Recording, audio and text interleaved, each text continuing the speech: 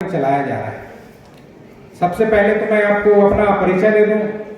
मैं भारत देश के उस क्षेत्र से हूं जो सबसे पिछड़ा जिला है, बिल्कुल अंतिम छोर पे है, और मैं विगत 23 वर्षों से नशा मुक्ति पे काम कर रहा हूं।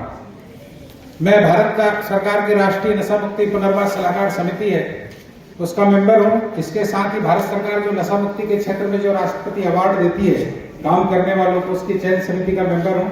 और मध्य प्रदेश में भारत सरकार की ओर से पूरा नशा मुक्ति का काम भी देखता हूं। और मैं बड़ा सौभाग्य समझता हूं कि नशा मुक्ति पे 2 बात बोलने के लिए मुझे अवसर प्रदान किया, और उसके लिए मैं आयोजक मंडल को धन्यवाद देता हूं। आप सभी लोग जानते हैं कि मनुष्य एक बुद्धिजीवी प्राणी है।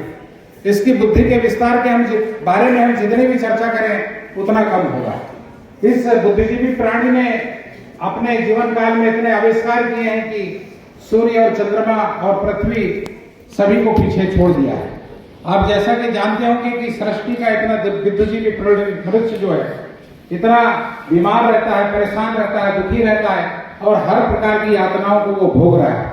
लेकिन मनुष्य को छोड़कर बहुत सारे ऐसे जीव जंतु हैं जो कि बेचारे बुद्धिहीन और साधनहीन है, वो बड़ा सुखमय और आनंदमय जीवन व्यतीत कर रहे हैं। उनको किसी प्रकार की बीमारी नहीं हो रही है, वो किसी प्रकार का आरोग्य नहीं प्राप्त कर रहे हैं। आपने देखा होगा जंगल में हजारों प्रकार के जंगली जानवर हैं, जीव जंतु हैं, उनके लिए ना तो कोई हॉस्पिटल है, ना ही कोई दवाखाना है, ना कोई उनके लिए दवाई है, लेकिन वो अपनी रोग प्रतिरोधक क्षमताओं को बनाए रखते हैं, प्रकृति के नियमों का पालन करते हैं, प्रकृति के बनाए रास्तों पर चलते हैं और सदा सुखी और स्वस्थ जीवन जीते हैं। लेकिन मनुष्य एक ऐसा प्राणी है जो कि प्रकृति के नियमों को तोड़ता है, प्रकृति के बनाए रास्तों पर चलता नहीं है, और उसकी सजा वो खुद पा रहा है। अभी आपको बता दूं कि भारत सरकार ने एक सर्वे किया है।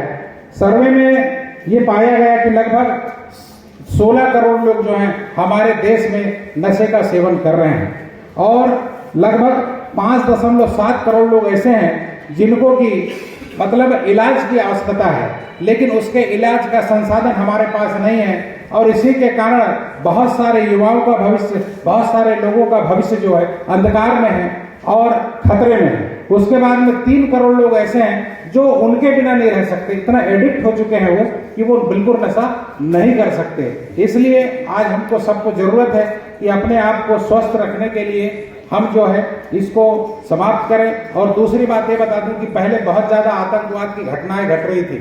हमारा देश जो है युवाओं का देश है, और युवाओं का देश होने के नाते ये जो शत्रु देश है, हमारे दुश्मन